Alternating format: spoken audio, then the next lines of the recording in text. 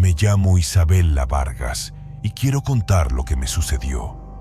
Quizás, al contarlo, logre exorcizar este frío que llevo dentro, este eco que resuena en cada rincón de mi existencia.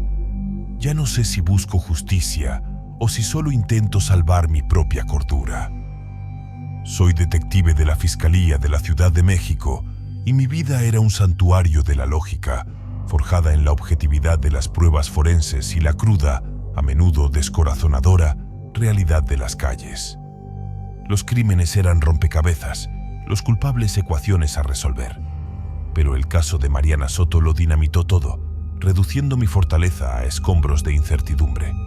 Mariana, una brillante y prometedora estudiante de artes plásticas, había desaparecido sin dejar rastro hace 3 años en el bullicioso y laberíntico metro de la capital, engullida por sus túneles.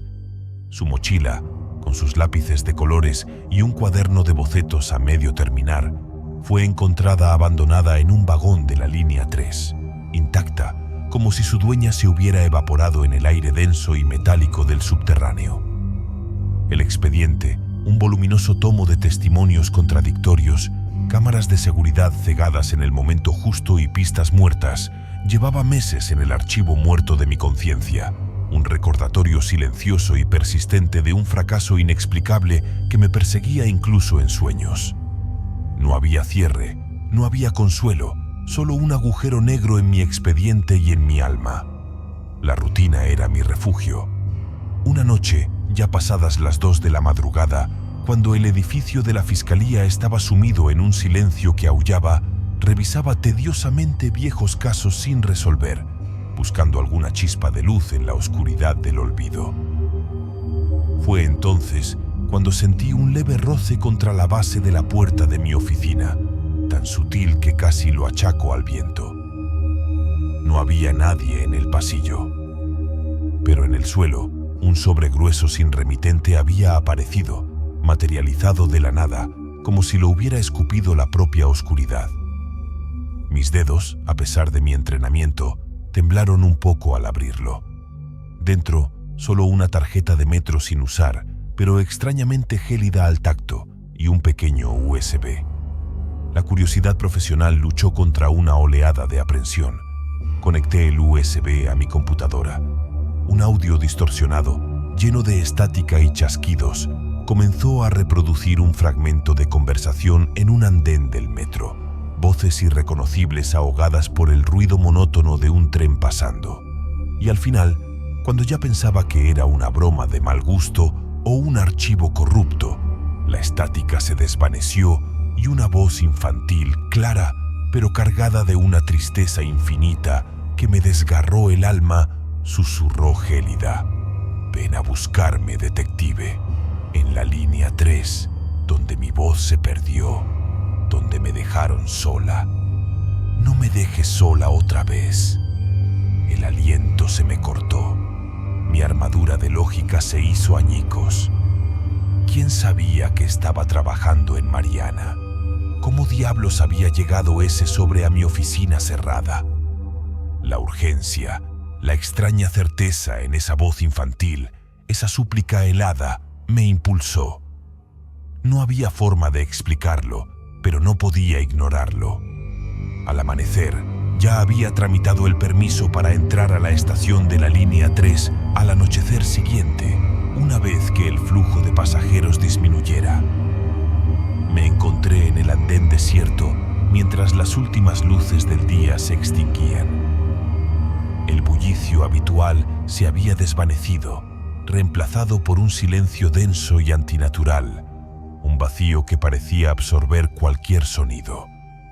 Solo el eco lejano y distorsionado de un tren acercándose, un sonido que ahora me resultaba amenazante. Mi teléfono, de repente, perdió toda la señal. La pantalla se quedó en blanco, muerta. El frío comenzó a calar mis huesos, un frío húmedo y penetrante que nada tenía que ver con la temperatura ambiente. Un frío que parecía emanar de las mismas paredes del túnel. Entonces, del oscuro y profundo túnel, emergió un débil sonido de risa infantil, una risita melancólica y rota que se acercaba cada vez más nítida, envolviéndome en una espiral de terror. Un escalofrío helado, como si una mano fantasmal me hubiera recorrido la espalda, se extendió por todo mi cuerpo, erizándome el vello. Las luces del andén, una tras otra, parpadearon erráticamente y se apagaron por completo, sumiéndome en una penumbra casi total, solo rota por la luz fantasmal de los indicadores de la vía. En esa oscuridad que se tragaba la luz, pude distinguir una pequeña silueta que se materializó justo en el borde de los rieles, a pocos metros de mí, con la cabeza gacha, como si estuviera avergonzada o apenada, o quizás como si no quisiera que la viera por completo. No tenía rostro discernible, solo una oscuridad impenetrable donde deberían estar los ojos, un vacío que parecía absorber toda la luz y la esperanza. La risa infantil se transformó en un balbuceo gutural, una voz que no era de este mundo, que no pertenecía a nada vivo, una voz que se arrastraba como un lamento ancestral, seguida de un susurro que vibró en el aire congelado, no en mis oídos, sino directamente en mi mente, invadiéndome con su desesperación. Ella gritó, sufrió, la empujaron, la dejaron aquí, en la oscuridad, para que nadie la encontrara. ¿Por qué la olvidaste, detective? ¿Por qué la dejaste sola aquí, pudriéndose en el olvido? El pánico me heló la sangre, un terror tan visceral y primario que me paralizó por un instante, mi mente gritando irracionalidad mientras mi cuerpo se negaba a moverse. Sentí una ráfaga de aire helado que me golpeó como un empujón invisible. Luego, una pequeña mano gélida se aferró a mi tobillo, una presión fría que atravesó mi pantalón y mi piel, intentando arrastrarme hacia la oscuridad de los rieles. Grité, un grito ahogado por el mismo horror, y de alguna manera logré liberar mi pie, tropezando hacia atrás. Huí de ese andén como nunca antes había huido de nada en mi vida, mi corazón latiendo contra mis costillas, el aire quemándome los pulmones, las lágrimas de miedo cegándome. Corrí sin mirar atrás, el sonido de un tren acercándose ruidosamente en la distancia, pero esta vez con un eco distorsionado de lamentos y risas. Al día siguiente, de vuelta en mi oficina, con el sol de la mañana intentando en vano disipar las sombras de la noche anterior, el cansancio y el miedo eran palpables. Volví a mirar la tarjeta de metro. Esta vez, la imagen borrosa de Mariana era escalofriantemente nítida en el reverso, como si la foto se hubiera revelado con mi terror. Su rostro, antes solo un recuerdo en el expediente, ahora me miraba con una expresión de súplica y un horror insoportable en sus ojos vacíos. Desde esa noche, mi vida se ha convertido en una pesadilla de vigilia. Cada vez que subo al metro, siento una presencia fría a mi lado, un aliento gélido en mi nuca, una presión constante en mi tobillo. El ruido de los trenes ya no es el mismo. Juro que, entre el traqueteo de los vagones, el chirrido de las ruedas y los anuncios de las estaciones, escucho una risa infantil que se desvanece y un lamento distante que se repite una y otra vez en el eco de los túneles. Ya no puedo dormir sin la luz encendida y las sombras de mi propio apartamento parecen cobrar vida. A veces, en el espejo, por el rabillo del ojo, creo ver una fugaz sombra detrás de mí, como si Mariana se hubiera aferrado a mi conciencia, un recordatorio constante de que ella nunca se fue del metro. Y yo ya no estoy segura de haber salido por completo de él. Estoy atrapada, igual que ella, en el eco del silencio del metro.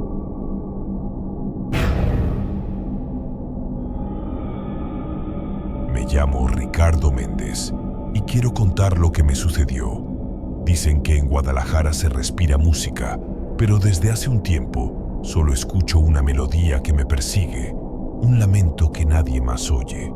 Espero que mi historia les sirva de advertencia antes de que ellos también escuchen la canción interminable. Soy detective en la vibrante Guadalajara.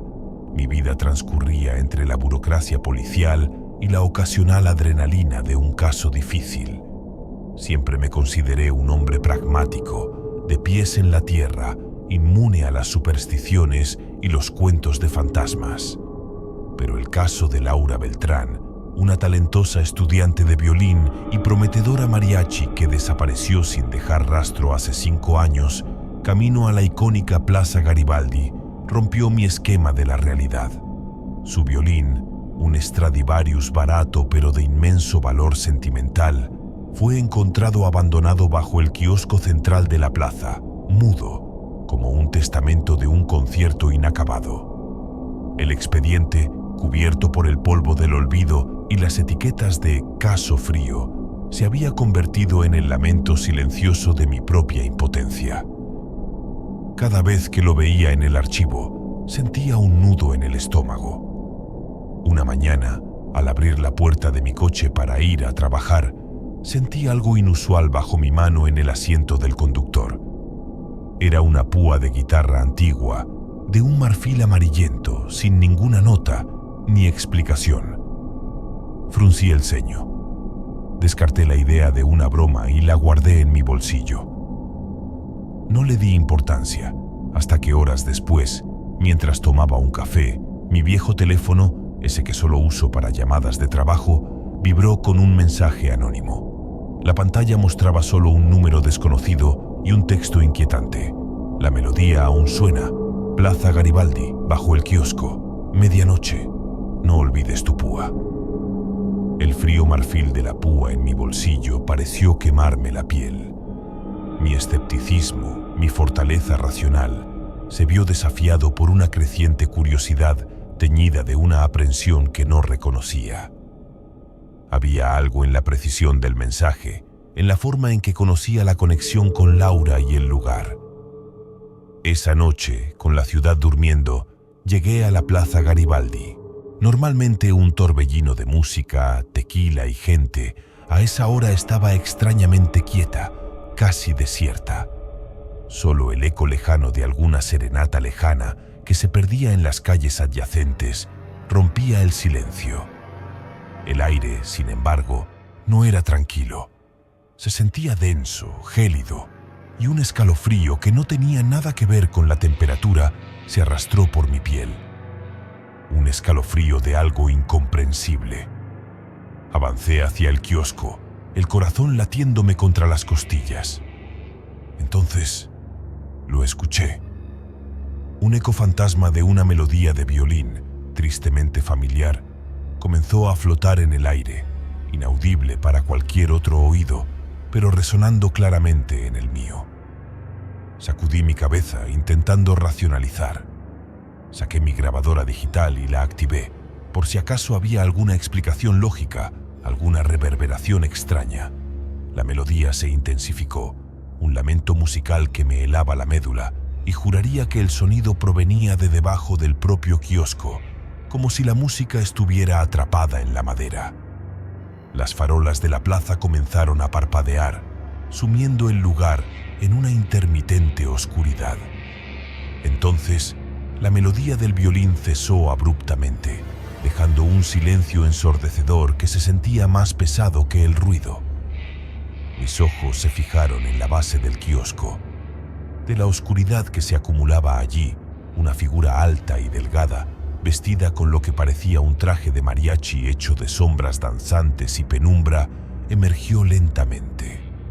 Parecía materializarse de la propia niebla nocturna que comenzaba a formarse, con movimientos rítmicos y quebrados, como si estuviera bailando una pena antigua y eterna, una danza de dolor.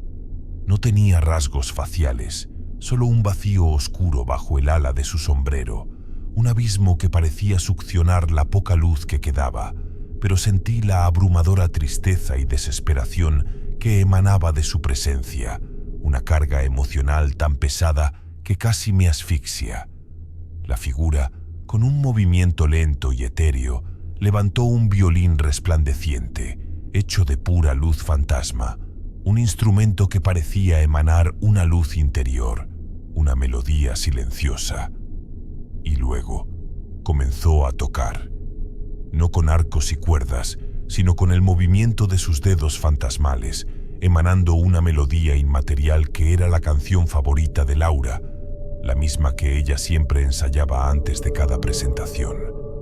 Pero esta vez la tocaba con una melancolía que te desgarraba el alma, una tristeza tan profunda que sentí mis propias lágrimas brotar. Un susurro inaudible, pero que resonó directamente en mi mente, invadiéndome con una voz de ultratumba, pareció decir: «Mi concierto no ha terminado, me dejaron aquí, atrapada entre las notas, y tú eres mi última audiencia, no me dejes sola en la estática».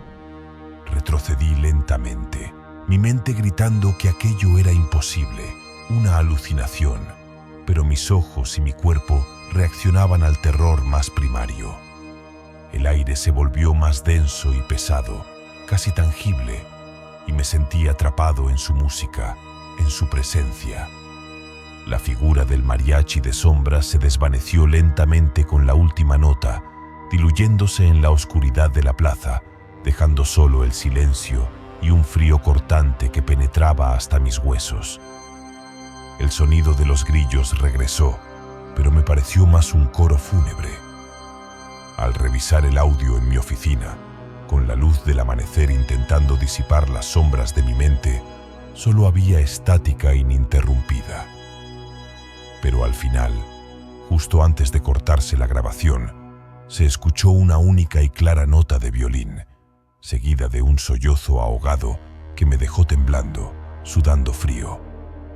Intenté borrar la grabación, pero el archivo se negó, como si se hubiera adherido a mi disco duro, a mi alma.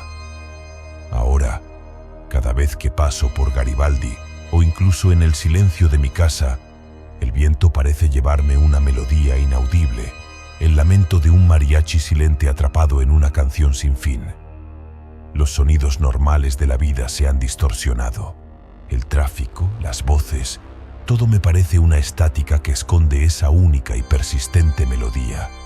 Ya no puedo escuchar música sin que mi mente la superponga con la canción de Laura.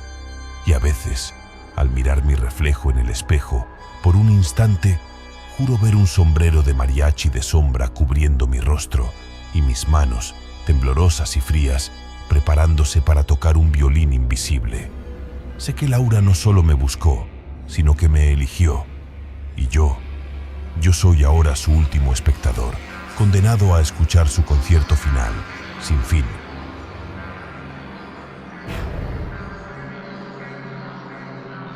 Me llamo Sofía Paredes y quiero contar lo que me sucedió. Dicen que el agua lo purifica todo, pero en mi caso solo reveló una oscuridad que no me abandona. Quizás, al confesar esto, la sed que siento en el alma y que no se calma con nada, se apacigüe un poco. Como investigadora en la Fiscalía de Yucatán, mi mente era un bastión de la razón. Cada caso era un rompecabezas lógico, cada prueba un eslabón irrefutable en una cadena de hechos. He visto de todo: crímenes pasionales, secuestros, fraudes complejos que desvelaba con fría precisión. Pero el caso de Jimena Ortiz, una joven arqueóloga brillante con un futuro prometedor, desaparecida sin dejar rastro hace un año en las profundidades de un cenote sagrado cerca de Chichén Itzá, se convirtió en una obsesión.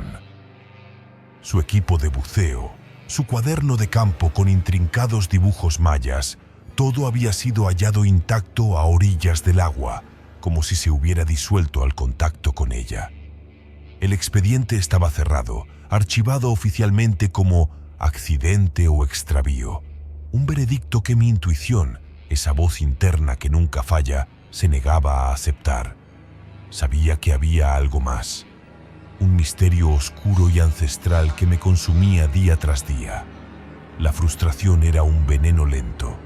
Un atardecer, mientras revisaba mis correos personales, buscando quizás una distracción inútil, encontré uno de un remitente desconocido. El remitente era una cadena de caracteres aleatorios. No tenía asunto. Sentí un escalofrío. El adjunto era una foto borrosa y pixelada del cenote sagrado, tomada desde un ángulo inusual, casi como si el fotógrafo estuviera cayendo. El texto, escrito con una caligrafía extraña y antigua, casi como jeroglíficos danzantes y teñido con lo que parecía una sustancia rojiza, decía: «Donde el agua es el espejo del alma y la verdad se ahoga en el abismo. Cenote sagrado, al amanecer, ella te espera y no estás sola». La frase final me dejó sin aliento, el corazón latiéndome a 1000 por hora. No era supersticiosa. Mis métodos eran racionales, científicos. Pero la urgencia y el misticismo del mensaje, la aparente imposibilidad de su origen, combinado con mi frustración por el caso Ximena, me impulsaron. Era una trampa, lo sabía, pero no podía resistirme.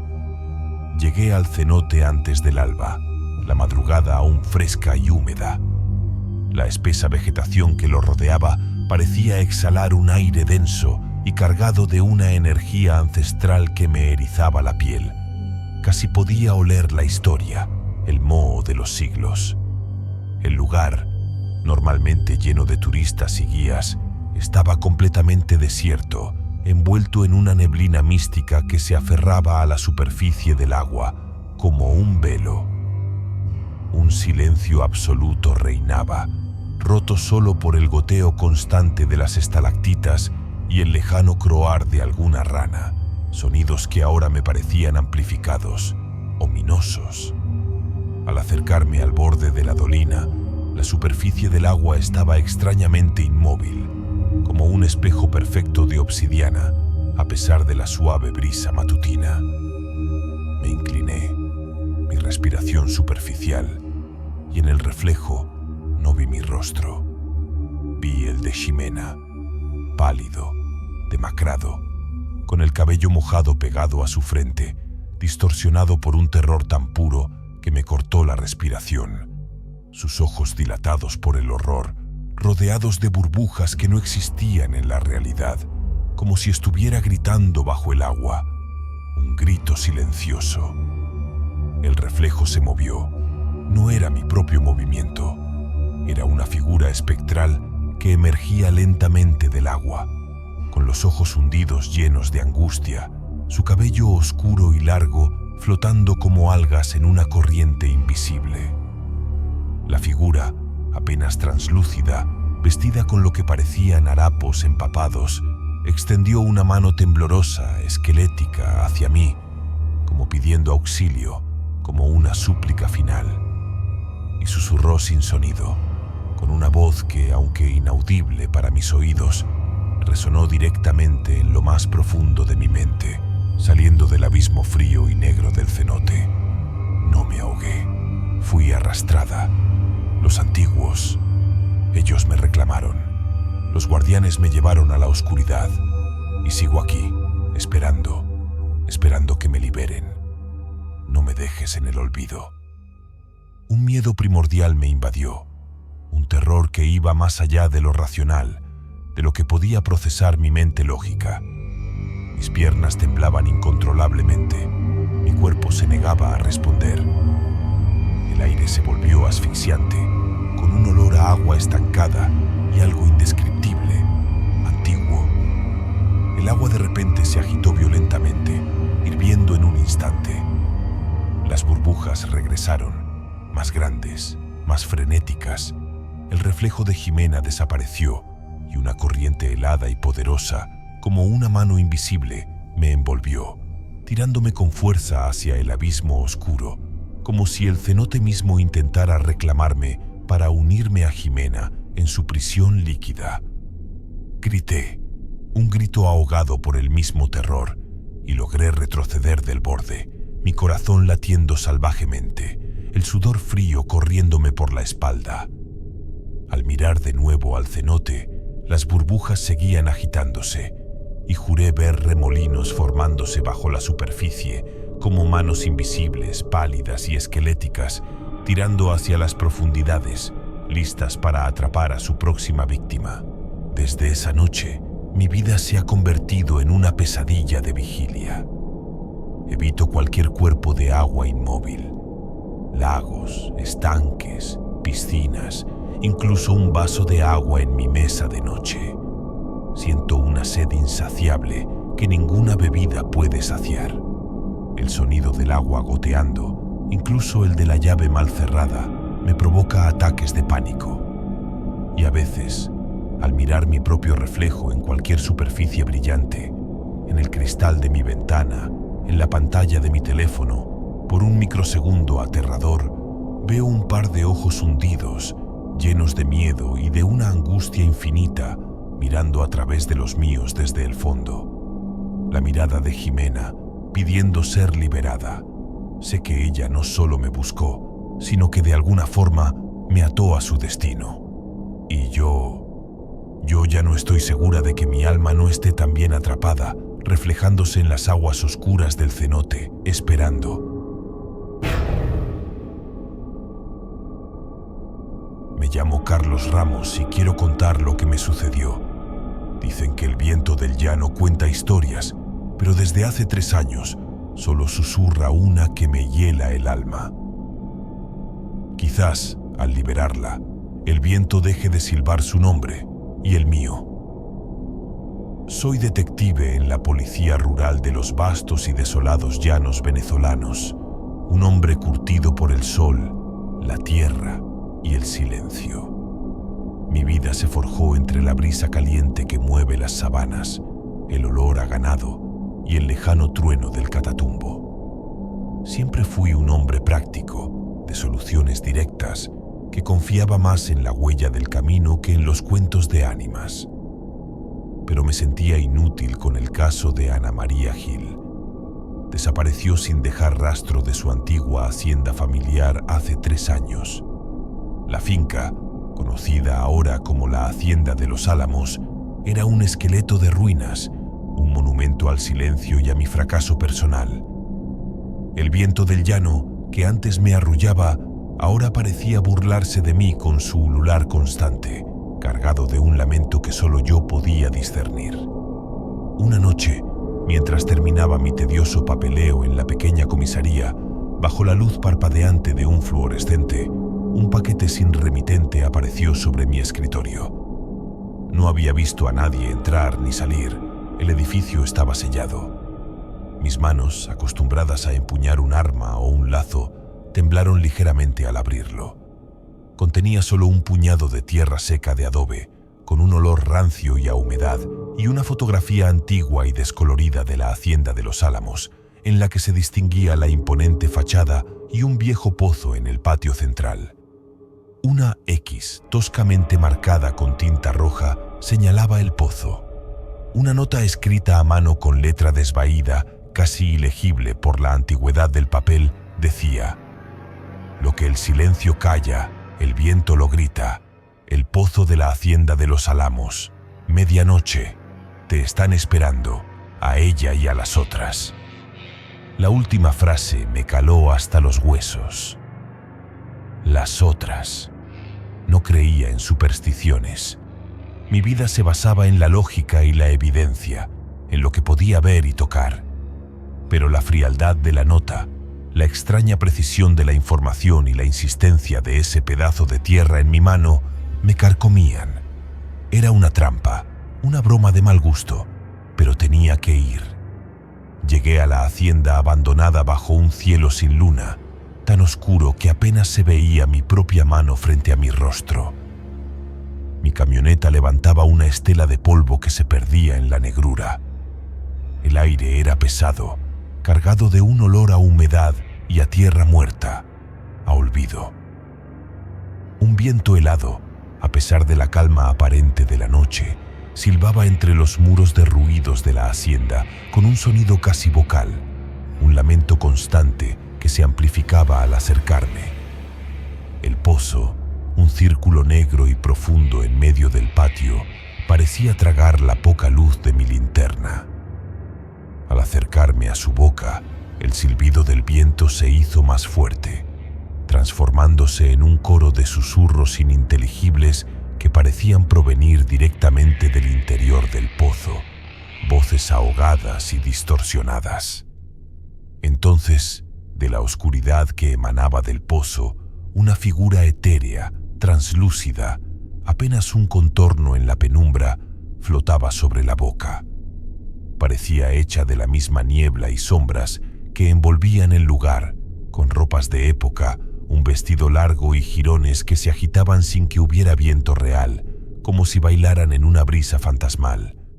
No tenía pies, ni rostro discernible, solo una vaga forma humana de dolor, una silueta que emanaba una tristeza y una angustia infinitas. El coro de susurros, ahora más nítido, se transformó en una voz hueca, llena de una angustia desgarradora, que parecía salir del pozo mismo, retumbando en mi cráneo. No me llevaron, me forzaron a caer, me enterraron viva aquí, bajo el olvido. Y no soy la única. Busca en la tierra. Hay más, muchas más. Ayúdanos. El terror más puro me heló la sangre, paralizándome por completo. Mi mente racional luchaba por encontrar una explicación, pero mis sentidos gritaban desesperadamente. Sentí una presión invisible, como manos frías y huesudas emergiendo del pozo, aferrándose a mis tobillos, intentando arrastrarme hacia el abismo. El suelo bajo mis pies vibraba. El aire se volvió irrespirable, con un olor a humedad y a podredumbre que me revolvía el estómago. Grité, un grito que se perdió en el ulular del viento y el coro de lamentos que ahora surgía del pozo, un grito de agonía y desesperación. Logré liberarme, cayendo al suelo embarrado, mi corazón latiendo como un tambor contra mis costillas. El coro de lamentos me siguió, resonando en el aire. Escuché un crujido sordo, como si la tierra misma se removiera debajo de mí, y una grieta apareció en el suelo cerca del pozo, abriéndose lentamente. Logré llegar a mi camioneta, mis manos temblando, mis ojos fijos en la hacienda que ahora era solo una silueta negra contra el horizonte. El silbido del viento me siguió, no solo en mis oídos, sino en mi mente. Al día siguiente, en mi oficina, la tierra del paquete seguía ahí, pero ahora parecía más oscura, más densa, como si hubiera absorbido parte de la oscuridad de la hacienda. La foto del pozo, antes inocente, ahora me mostraba unas sombras difusas en su interior, como figuras luchando. Desde esa noche, mi vida se ha convertido en una tortura silenciosa. Cada vez que el viento sopla fuerte, Carlos Ramos siente un escalofrío que no tiene nada que ver con el frío. La tierra de la hacienda, incluso la que quedó en mis botas, parece susurrarme. Ya no puedo dormir sin que los gritos del pozo y los lamentos de Ana María y de las otras se filtren en mis sueños. Estoy obsesionado. Vuelvo a la hacienda cada luna nueva, cada tormenta, buscando. Sé que no me iré de aquí. Mi vida, antes tan simple y lógica, ahora está atada a los secretos de esa tierra y a las almas que el viento se niega a soltar. Y juro que, en la quietud de la noche, entre el ulular del viento, aún oigo las voces del pozo, pidiendo que las encuentre, que desentierre la verdad, antes de que mi propio destino se selle en ese mismo agujero oscuro.